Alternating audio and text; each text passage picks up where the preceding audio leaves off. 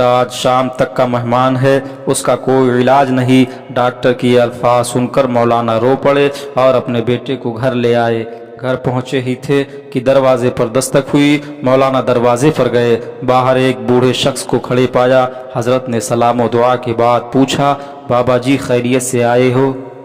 وہ کہنے لگے، خیریت سے کہاں آیا ہوں، ہمارے علاقے میں ایک قادیانی مبلغ آیا ہوا ہے، وہ لوگوں کو گمراہ کر رہا ہے، پوری امت گمراہ ہو رہی ہے اور آپ گھر سے ہی نہیں نکل رہے۔ مولانا نے جیسے یہ بات سنی آپ کی آنکھوں سے آنسو بہہ پڑے، چند کپڑے، کتابیں اور ضروری چیزیں بیگ میں ڈالیں اور گھر سے روانہ ہونے لگے۔ بیوی نے دامن پکڑ لیا اور کہنے لگی، مولانا آخری لمحات میں اپنے نوجوان بیٹے کو اس حالت میں چھوڑ کر جا رہے ہو؟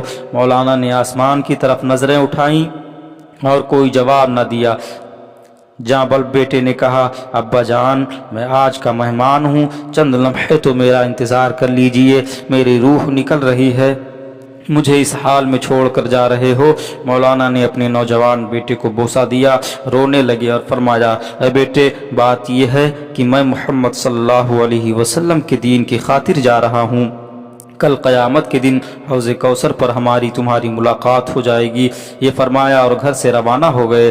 اڈے پر پہنچے، ابھی بس میں بیٹھے ہی تھے کہ چند لوگ دوڑے آئے اور کہنے لگے، مولانا آپ کا بیٹا فوت ہو گیا ہے، اب رک جائیں اور اس کا جنازہ پڑھاتے جائیں۔ مولانا نے روتی ہوئی آنکھوں سے مگر مضبوط لہجے میں فرمایا، جنازہ پڑھانا فرض کفایہ ہے اور امت محمدیہ صلی اللہ علیہ وسلم کو بچانا یہ فرض عین ہے، فرض عین کو چھوڑ کر فرض کفایہ کی طرف نہیں جا سکتا۔ پھر وہاں سے روانہ ہو گئے، اس علاقے میں پہنچے، اللہ تعالی نے کامیابی عطا کی، وہ قادیانی مبلغ شکست کھا کر بھاگ گیا۔ 3 دن کے بعد مولانا گھر واپس پہنچے، بیوی قدموں میں گر گئی اور رو کر کہنے لگی، مولانا جب آپ جا رہے تھے تو بیٹا آپ کی راہ تک رہا تھا اور کہتا رہا جب ابا جان واپس آئیں تو انہیں میرا سلام عرض کر دینا۔